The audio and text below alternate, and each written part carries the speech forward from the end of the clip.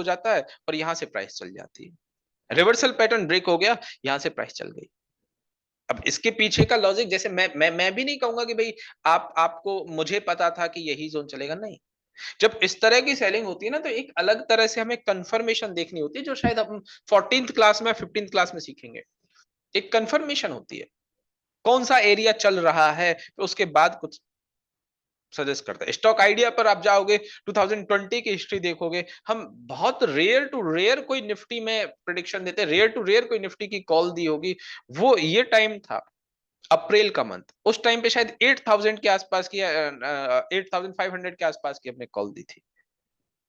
आप देख लीजिएगा, आपको पुरानी हिस्ट्री में मिल जाएगा स्टॉक आइडिया। और यहां से फिर बहुत शानदार मूव। फिर उसके बाद क्या हुआ, नया डिमांड जोन बना ऊपर। अब नए डिमांड जोन में प्राइस एक बार भी नहीं आ रही है, अभी तक नहीं आई है, ना इसमें ना इसमें। एक ये एरिया बना, फिर ये एरिया बना, बहुत हार्डली ऊपर वाले रैली बेस रैली के डिमांड जोन में प्राइस आई। यहाँ पे ऊपर वाले रैली बेस रैली के डिमांड जोन में आई है और चल गई। फिर नीचे आई, यहाँ पर कोई वीकली का एरिया था। फिर उसके बाद ये एक रैली बेस रैली का डिमांड जोन टाइप स्ट्रक्चर था, इससे प्राइस ऊपर गई। फिर एक ये बना, इसमें प्राइस अभी आई नहीं है, और प्राइस अभी, इसको लोग डिमांड नहीं मान रहे, बट ठीक है। प्राइस यहां पर आई, और क्वार्टरली के डिमांड अभी कहां पर आई है, मंथली के ये डिमांड तक तो नहीं है, बट क्वार्टरली के डिमांड इससे चल गई। जब जब प्राइस को आप मुझे बताइए इस मंथली के डिमांड में, कोई भी बड़े टाइम फ्रेम के, मंथली हो या क्वार्टरली हो, हाँ अब इसमें ये था कि मंथली का डिमांड था नहीं, ये एक इस तरह के एरिया हो सकता था, बट ठीक है इसको इग्नोर करते हैं अभी। बट क्वार्टरली के डिमांड बताए, हर बार जब जब प्राइस इन बड़े टाइम फ्रेम की जोन में आई है, तब तब वो चली है, उसने रिस्पेक्ट किया है इन जोन्स को एवरी टाइम। बट पता है अपन रिटेलर्स की क्या प्रॉब्लम है, रिटेलर्स की एक ही प्रॉब्लम है कि जब प्राइस नीचे आएगी तब हमें बाय करने की हिम्मत नहीं होगी, जब प्राइस ऊपर जाएगी तब हमें बाय करने का लालच आएगा। हमें हमेशा जो पिक्चर अच्छी बन जाती है, उसके बाद कोई चीज अच्छी लगती है, अरे यार काश यहां बाय कर लेते। मतलब पता है, यहां से यहां तक की जर्नी में जितनी भी मैंने बताई, 2014 से लेकर अभी 2025 तक बताऊंगा, ऑलमोस्ट 10 इयर्स की पूरी पिक्चर, 10 इयर्स की पूरी पिक्चर। आप मुझे बताइए, सबसे पहले 2000 यहां पर, ये पता है 2008 के बाद सबसे बड़ा डाउनफॉल था ये 25% का, 2016 के अंदर। उसके बाद यहां से मेजर टूल सेकेंड टाइम, इस तरह से ये कितने परसेंट का है डाउनफॉल, 11% का। ये कब है, 2016 के अंदर ही। उसके बाद सारे डाउनफॉल देख लीजिए आप, ये कितना है 2018 में, 10%, 11%। फिर उसके बाद ये देख लीजिए 2018 में ही 15% का डाउनफॉल। इंडेक्स की बात कर रहा हूं, जिससे सबसे ज्यादा लोग घबराते हैं और सबसे ज्यादा पसंद भी करता है। 2019 ये कितना डाउनफॉल है, 12%। 2020 ये कितना डाउनफॉल है, 40%।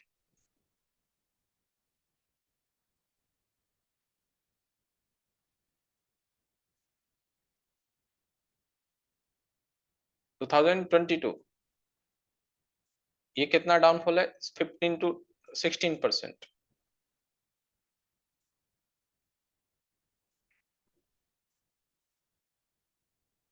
20%। उसके बाद 2023 ये कितना डाउनफॉल है, 10%।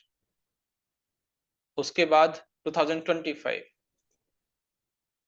ये कितना डाउनफॉल है, 17%। पिछले 10 साल की आप हिस्ट्री देखिए, ऐसा कौन सा साल है जब प्राइस में डाउन मूव नहीं आया, ऐसा कौन सा साल है जब प्राइस में डाउन मूव नहीं आया। यदि मैं अभी लेटेस्ट अभी से लेकर बताऊं आपको, अभी से लेकर या पिछले यहां से 2016 से लेकर सभी, जिसको जितना भी याद हो मुझे बताइएगा, 2016, 17, 18, 19, 20 इन सब में कोविड आ गया 20 में। यस बैंक और डीएचएफएल के क्राइसिस हो गए 2019 में, 18 में। नीरव मोदी पैसा लेकर भाग गया, पीएसयू बैंक के स्कैम हो गए, 2014 में गवर्नमेंट चेंज हो गई, बीच में एक दो बार मंदी की खबरें आ गई। कोविड के बाद रशिया यूक्रेन वॉर हो गया, रशिया यूक्रेन के वॉर के बाद अडानी हिंडनबर्ग की न्यूज हो गई 2023, अडानी हिंडनबर्ग की न्यूज के बाद अभी मार्केट की मंदी हो गई।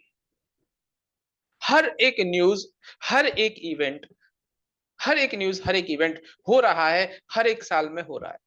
बट उसके बावजूद भी मार्केट आज कहां है, निफ्टी आज कहां है? जो अभी मेरा जो एड के लिए जो वीडियो चल रहा है, आप लोगों में से बहुत सारे लोगों ने देखा होगा, इतने दिनों में निफ्टी कहां है, कहां ट्रेड कर रहा है? खुद से देख लीजिए।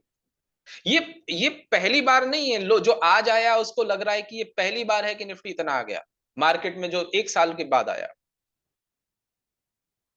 जो 5 साल पहले शायद उसको लग रहा है कि यार अब की बार बहुत ज्यादा लगातार 5-5 महीने की हिस्ट्री बन रही, 5-5 महीने तक लगातार डाउनफॉल रह रहा है।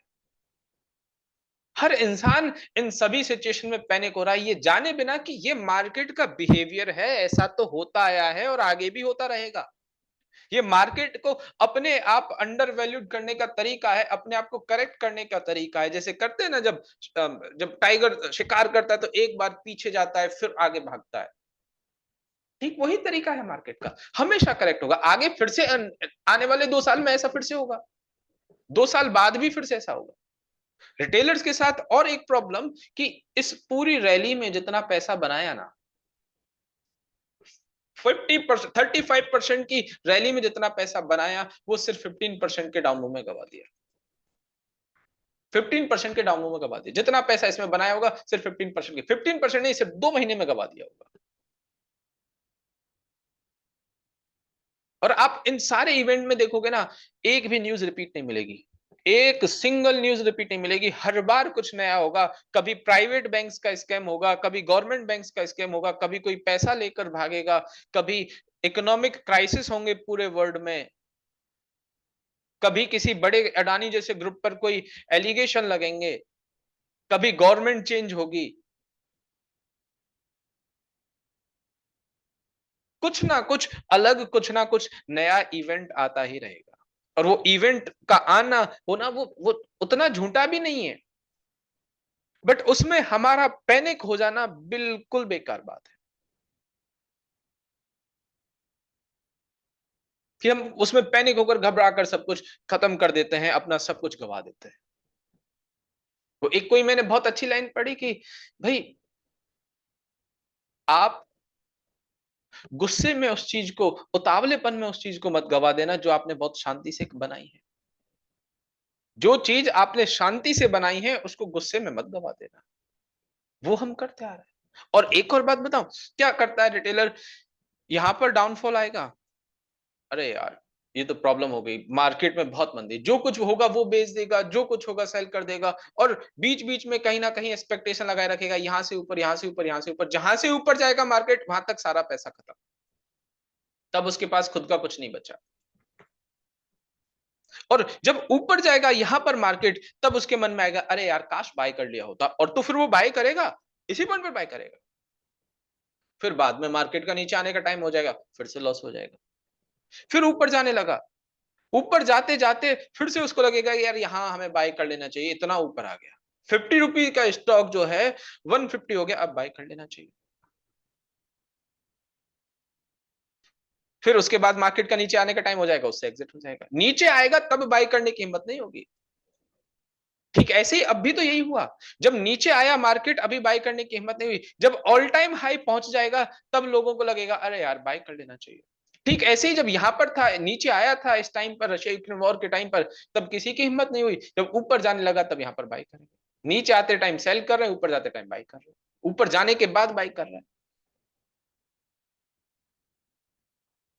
और इसी वजह से लगातार पोर्टफोलियो या ट्रेडिंग में लॉस लगातार होते जा रहा है। जबकि इन कॉन्सेप्ट्स को कौन किसको थोड़ा सा भी यदि दिमाग लगाए, कुछ भी आज से पहले आज तक जो कुछ भी आप खरीदते आए हैं, जितनी भी आपने शॉपिंग की, कुछ भी अपने लिए खरीदा, दूसरे के लिए खरीदा, चाहे वो छोटी चीज रही, बड़ी चीज रही, हमेशा कंपेयर करके खरीदी, हमेशा अपना दिमाग लगा के खरीदी, हमेशा अपनी स्टडी, कार लेना तो, फोन लेना तो, लैपटॉप लेना तो, कपड़े खरीदने तो, वॉशिंग मशीन लेनी तो, जो कुछ भी चाहिए आपको अपनी जिंदगी में, वो सब कुछ आप एक पूरी रिसर्च करके कि ये कंपनी की अच्छी है, ये कंपनी की बेकार है, ये कंपनी की अच्छी है, ये कंपनी की बेकार है, इसकी ये रेटिंग है, ये उसके पास है, मेरे फ्रेंड के पास, इसको वो रिकमेंड करता है, इतनी बड़ी एनालिसिस करते हैं, तब जाकर कोई आप चीज खरीदते हैं।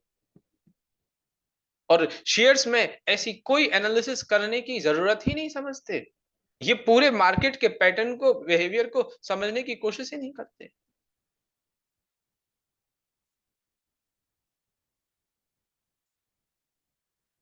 बट अब के बाद तो कम से कम अपने आप से प्रॉमिस करना, क्योंकि आज मुझे पता है बहुत शानदार ये सैटरडे संडे आपके बहुत अच्छे जाने वाले हैं, इस फीलिंग के साथ कि फिफ्थ क्लास बहुत अच्छी है और हमें बहुत सारी बातें पता लग गई, बहुत कुछ पता लग गया। बट वो पता होना, फिर से वही बात है, सिर्फ जान लेना ही काफी नहीं है, सिर्फ जान लेना ही काफी नहीं है कि हमें कुछ आ गया, उसका इम्प्लीमेंटेशन जरूरी है। इस बात को जानकर, इस बात को जानकर यदि आपकी लाइफ में कुछ चेंज आ पाया, आप कुछ अच्छा कर पाए, तभी इस बात का कुछ मतलब निकला, अदरवाइज कोई मतलब नहीं।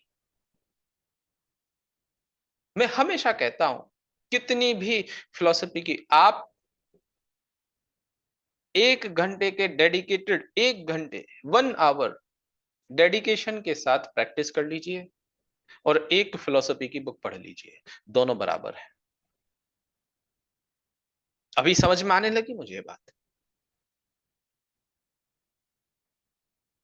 प्रैक्टिस हमेशा हर चीज से बड़ी है, आपका कर्म हमेशा हर चीज से बड़ा है।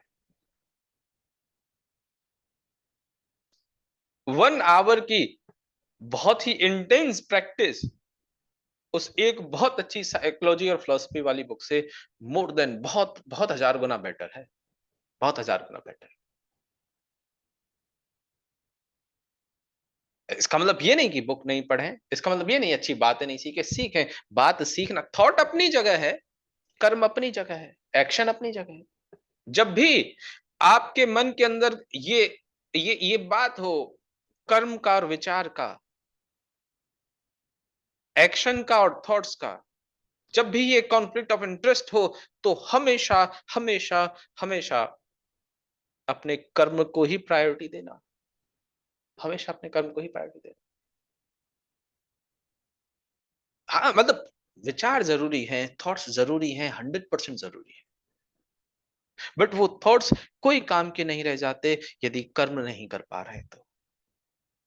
जब भी कॉन्फ्लिक्ट हो इस बात का, आपके काम और विचार में काम को प्रायोरिटी देना, थॉट्स को नहीं। ठीक है, चलिए, बहुत अच्छी बात। ये निफ्टी की जो मंथली की एनालिसिस है, बड़े टाइम फ्रेम की जो पिक्चर है, ये आपको समझ आ गई। और देखिए, ऐसी तमाम तरह की चीजें, ऐसी तमाम तरह की चीजें आपने अभी कुछ टाइम पहले, जैसे अभी हम थोड़ी देर पहले ये यूएस और चाइना टैरिफ वॉर की बात कर रहे थे, यूएस चाइना टैरिफ वॉर की बात कर रहे थे, उस टाइम पर स्टॉक्स को आपने देखा होना कितने गिर रहे थे।